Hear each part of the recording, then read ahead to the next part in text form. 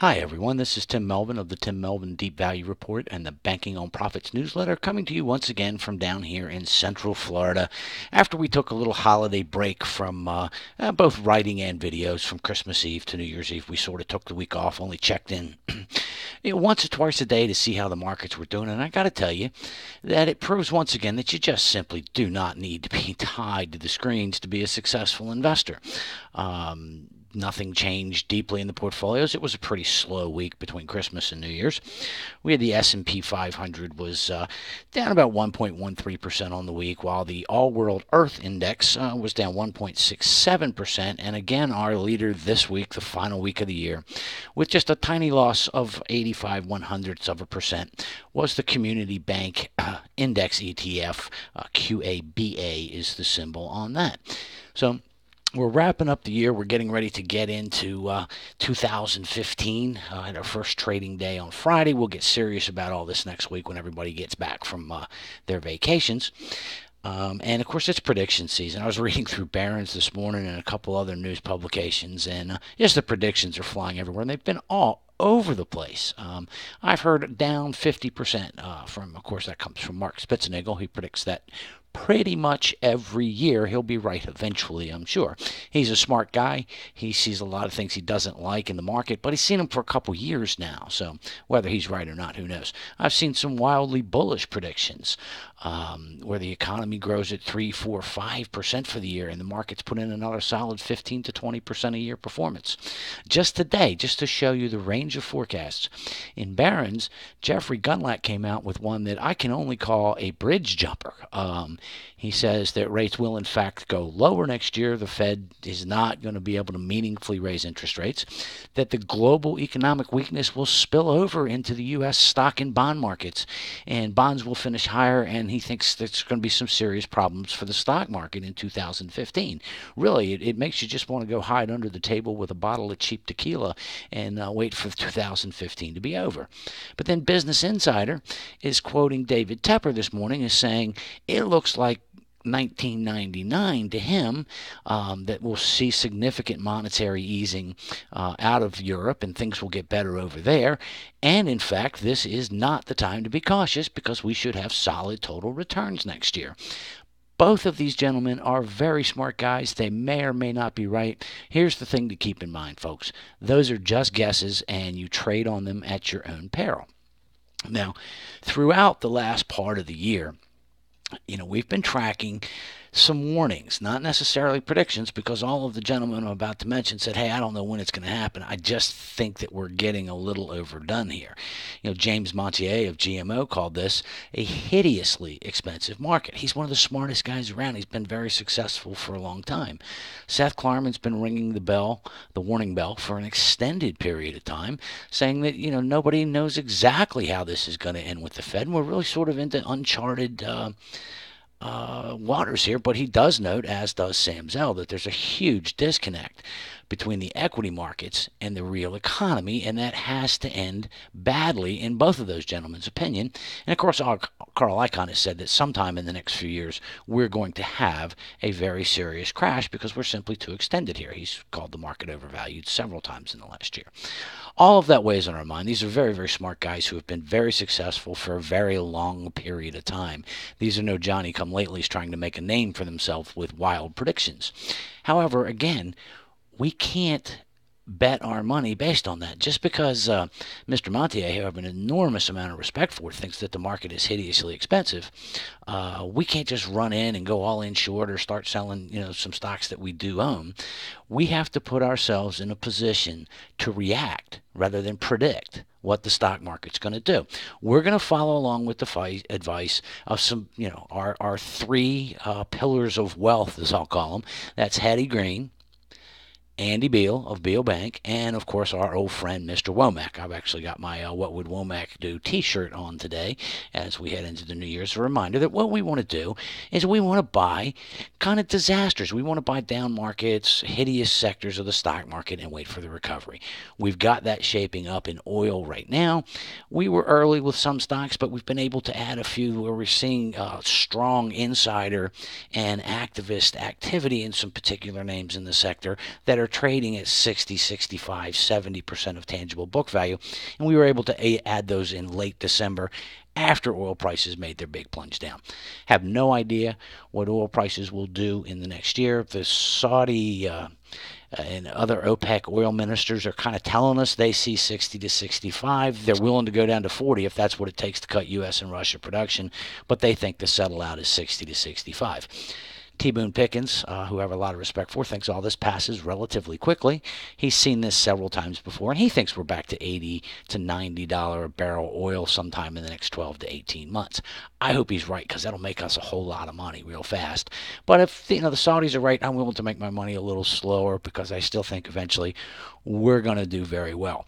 It behooves you to track those stocks that are trading very cheaply and seeing heavy insider buying right now, and there's quite a few names in the energy sector where that is in fact the case.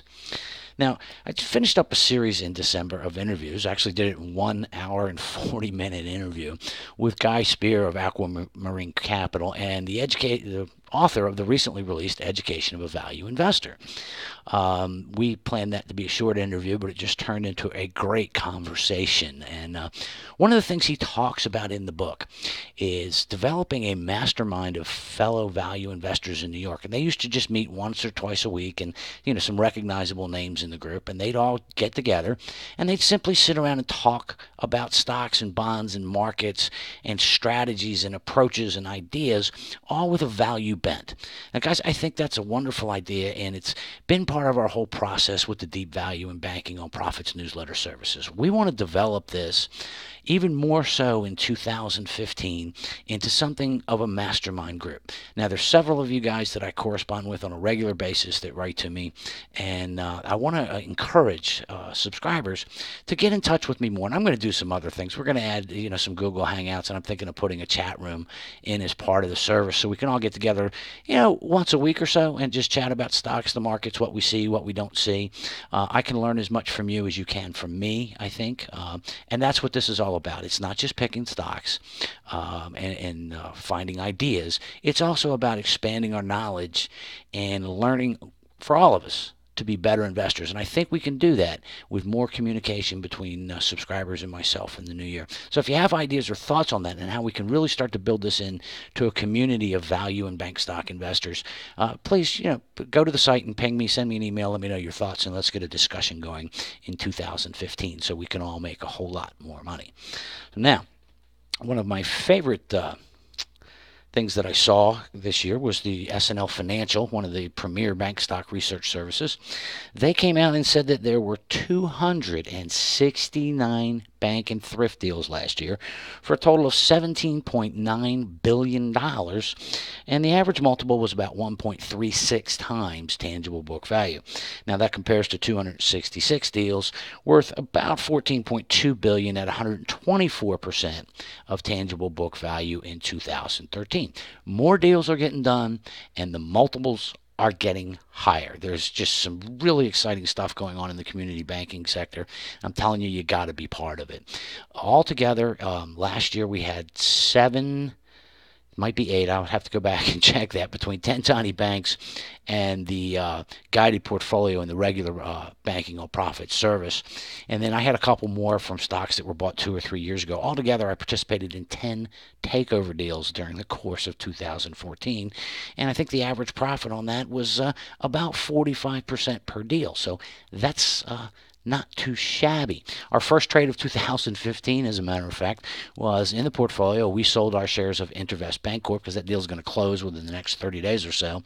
And I have absolutely no interest in owning the acquiring bank, Bank of Ozarks. It's a great bank, just trading at a very high multiple of book and earnings, and it has no place in our portfolio. So we cashed in the bell on that one for a 60% gain in just about a year. The trade of the decade in small bank stocks is working. It's working very well. If you just look at our 10 Tiny Banks book that we did last year, those stocks as a group, 9 of the 10 of them were up, 6 of them beat the market, and as an equally weighted portfolio, they returned about 16%, so they outperformed the S&P 500 and the Dow Jones Industrial Average for the year with almost no volatility. Some of these things didn't trade for weeks at a time, so the prices certainly were not jumping all over the place. Now, we're not going to do, and I really wrestled with this one, as to whether or not to do a new 10 Tiny Banks book. It sold pretty well last year. People seemed to like the idea. However, we're going to reclassify these as bonus picks for subscribers to the regular Banking on Profit service edition. We'll run a separate portfolio called bonus picks. We put out one back, I think, in September, and at Harvard, Illinois, we put it out at around $5. It's almost $15 today, so almost a triple in a very short period of time. And we just put two out in the final week of the year. A couple of banks, one trading at 80% of book value with a $16 million market cap and a serious activist investor involved, and one bank trading at 64% of book value, a little tiny $9 million bank. Now, we can't put those in the regular portfolio because there's no way we can guarantee that several hundred people can all get a fill on a bank that only trades every other Tuesday by appointment only, and you have to put limit orders in and be extremely patient in order to get filled. We can't guarantee everybody could buy them. A couple people rushing in cautiously could pump the price up, and that's going to make our performance look better than it really is. I'm satisfied with the performance in the Banking on Profits portfolio. Believe me, I don't need to artificially inflate it by putting nano cap stocks into it. So we'll run that as a separate portfolio. We just think that the stock picks should be held in reserve for subscribers only. So we're not going to do another 10 Tiny Banks ebook. But just one of these paying off will pay for about the next 10 years worth of a Banking on Profit subscription. So go to marketfi.com and check that out. You probably want to be a member of Banking on Profits as we go forward into 2015. By the way, if you're already a deep value subscriber, we're going to have, we'll be calling you actually, or emailing you with a special offer to add Banking on Profits at what I think is a pretty low price. So anyway, lots going on this year in the community bank sector. We're real excited about it.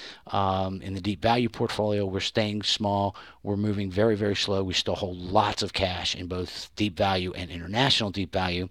And we expect that to stay pretty much that way until we get a heady green Mr. Womack type of event that allows us to get more fully and aggressively invested.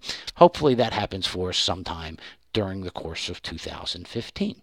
Anyway, I've got to go. My wife tells me that my haircut is a little bit too shaggy to be seen out in public with, and we are having dinner with some folks over at the Disney Contemporary tonight. Some old friends have come in from out of town. So I've got to go get the haircut and put on some halfway decent clothes in order for her to agree to appear with me in public this evening. You guys have a fantastic week, and we will be back next week with another video update. This is Tim Melvin from Central Florida. Have a great week.